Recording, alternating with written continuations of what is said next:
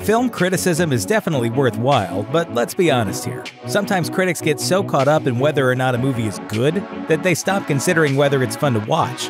And yes, there is a difference. From swashbuckling adventure to action-packed sci-fi, here are some movies that the critics despised but are actually pretty awesome. If you haven't seen them yet, beware of spoilers ahead. Hook. It seems like everybody hates Hook. Film critics have savaged this 1991 Peter Pan story as embarrassingly excessive, bloated, and a huge disappointment, and it's widely considered to be Steven Spielberg's worst film. But maybe that's because all those critics have grown up and forgotten what it's like to have an imagination. Granted, Hook is nowhere close to being one of Spielberg's best, but for a film about childhood, it deals with some surprisingly mature themes, like unrequited love and the inevitability of death. The story stars Robin Williams, playing Peter Pan as an adult who changed his name, started a family, became a lawyer, and totally forgot about his adventures in Neverland until his children were kidnapped by Captain Hook. It's a film about dysfunctional families and abandoned kids, and according to Evan Sathoff of Birth Movies Death, Hook was a very personal movie for Spielberg, a reaction to his fears that his heavy workload was robbing him of time with his children. In addition to the deep stuff that's going on behind the surface, Hook is pure Spielbergian entertainment. The sets, which are quite obviously sets, are grand, ornate, and wonderfully larger than life, which is fitting for a story that was first a stage play. Plus, you can't deny that Bob Hoskins, Maggie Smith, and Dustin Hoffman are absolutely perfect in their parts, and the score by John Williams is pure magic. Alien 3. When first-time director David Fincher was hired for Alien 3, the movie was already behind schedule. There wasn't a finished script, and the studio had lost several $1 million on the project. Worse still, Fincher was severely hampered by micromanaging producers at Fox, and when the film clocked in around 3 hours long, the studio forced him to cut about 30 minutes of material. As a result of that bad experience, Fincher disavowed the 1992 film. But he wasn't the only one who hated Alien 3. Fans, and James Cameron, are still furious about the deaths of Hicks and Newt, and most critics panned the film, with many saying it was style over substance. It's true that Alien 3 puts a lot of emphasis on atmosphere, but at the same time, that's what makes it one of the most fascinating movies of Fincher's storied career. Set in a dreary wasteland that screams Mad Max, this third installment is a dark, grungy, and beautifully barren cinematic nightmare.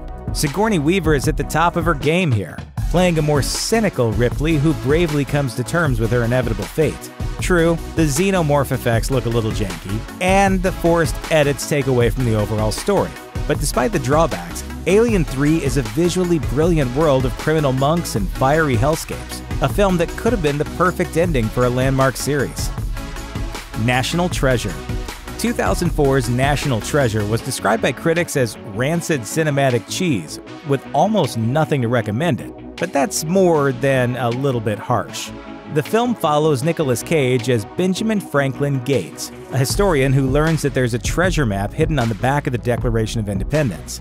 Unfortunately, fellow treasure hunter Ian Howe, played by Sean Bean, decides to steal the Declaration, forcing Ben and his sidekick Riley to break into the National Archives and get their hands on the document first.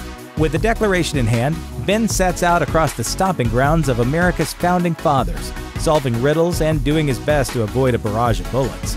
It's easy to argue that Cage was miscast as the swashbuckling lead of a popcorn adventure flick, and somebody definitely should have realized there were 56 signers of the Declaration of Independence, not 55. But National Treasure really shines when our heroes are puzzling over codes and trying to piece together clues. There's invisible ink, hidden ciphers, and glasses invented by Benjamin Franklin. Not to mention conspiracies involving the Masons and the Knights Templar. Plus, Sean Bean, Diane Kruger, and Harvey Keitel are all fun to watch as they help and hinder Cage in his quest to find the world's biggest pile of gold. RoboCop. Remaking a classic is always an uphill battle, especially when that classic is a beloved sci-fi masterpiece like RoboCop. Jose Padilla's 21st century remake doesn't stand a chance against Paul Verhoeven's 1987 original, but the 2014 version is definitely a film with its own style and its own ideas. Joel Kinnaman stars as Alex Murphy, a Detroit cop who's been mortally wounded by a car bomb.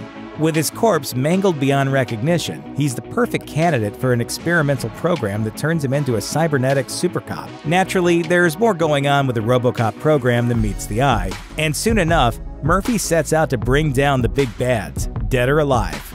Admittedly, Kinnaman often has even less emotion than Peter Weller, and the PG-13 rating means that the original's over-the-top violence has been toned down considerably in the name of making a buck. Still, the 2014 film is surprisingly thoughtful, focusing on the widespread use and danger of drone warfare and the increasing militarization of urban police forces. The satirical news sequences from the original have been swapped out with Fox News-style segments featuring an angry Samuel L. Jackson, and there's an interesting update to Alex Murphy's character arc. In the 1987 film, Murphy starts off as a cold-blooded cyborg who slowly regains his humanity. But Padilla puts a nice twist on the story, with an emotional Murphy becoming more and more machine as the movie goes on, losing his ability to connect with others. The film also grapples with heady concepts like free will, and while it lags in a few places, it features an amazing in-the-dark shootout and a truly horrific sequence where Alex Murphy sees what's left of his body after a near-fatal explosion. It's never going to replace the original, but I'd buy that for $1. The Last Boy Scout. Tony Scott's The Last Boy Scout had an infamously troubled production, thanks in part to the enormous number of rewrites that screenwriter Shane Black was forced to make. As a result, we're left with a movie that's messy, disjointed, and nowhere near as tight as Black's other work like Lethal Weapon or The Nice Guys. That said, while it might be a little jumbled, The Last Boy Scout is a fascinating slice of action cinema. A movie full of insane little moments involving car bombs, helicopter blades, and foul-mouthed cat puppets. It starts off with one of the most compelling openings you'll ever see in an action movie, with a drug-addled football player pulling a pistol in the middle of a game. From there, we're introduced to our heroes. Cynical private investigator Joe Hallenbach, played by Bruce Willis, and has-been quarterback Jimmy Dix, played by Damon Wayans, investigate the brutal murder of Dix's girlfriend, a dancer played by Halle Berry. As the duo dig deeper into the case, they uncover a plot involving gambling in the NFL. But what's really important here is that Shane Black's dialogue is still as clever as ever, and the dynamic between Willis and Wayans is crackling with frenemy energy. Leather pants. Yeah. It has more than a bit of a problem when it comes to its female characters, but on the positive side, Taylor Negron shows up as one of the very best Shane Black villains, and we're treated to a scene in which Bruce Willis murders a dude with the palm of his hand. Anaconda. With a 38% approval rating on Rotten Tomatoes, 1997's Anaconda is generally considered pretty awful. Critic Mick LaSalle slammed the film by saying, "Anaconda is about a snake that eats everybody." That about says it all. Time Out London's review added that the snake doesn't just eat people, it screams. Steve Newton of the Georgia Straight also piled on, writing, "Just to show early on how much danger these folks are in, we get to see the film's titular star squeeze a Black Panther so tight that one of its eyeballs pop out. We're not really seeing why this is a problem." That's exactly the kind of stuff that makes Anaconda so amazing. If you go into the movie expecting something classy, you might walk away disappointed. But if you're expecting the best B-movie ever, then you'll have the time of your life. It's the kind of movie where a guy falling from a waterfall gets snatched out of the air by a snake hanging from a tree branch, and where you can watch a guy get swallowed alive from inside the anaconda itself. In addition to the killer creatures, there's John Voight as Paul Cerrone, a madman who chews up all the scenery in sight. Every one of his lines is an over-the-top gem, and he strangles somebody with his own legs before dousing Jennifer Lopez with a bucket of monkey blood. What's not to love? Snow White and the Huntsman. 2012's Snow White and the Huntsman has been accused of being putrid and seemingly endless, strange and soulless, and underwhelming, with a woeful script. But it's worth watching for the visuals alone. Directed by Rupert Sanders, this gritty fantasy has images on par with something you might see in a movie directed by Guillermo del Toro. There's the battle where knights fight an army of soldiers made of glass, or the scene when Queen Ravenna bathes herself in a milky brew right after munching on a bird's heart. A white stag bursts into 1,000 butterflies, and after turning into a flock of ravens, Ravenna crawls from a pit of black ooze, surrounded by the fluttering of dying birds. With sequences like these, Snow White and the Huntsman is equal parts dreamland and nightmare fuel.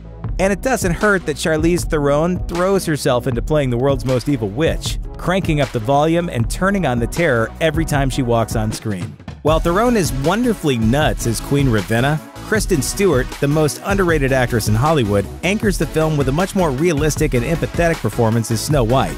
Even Chris Hemsworth steps up his acting game.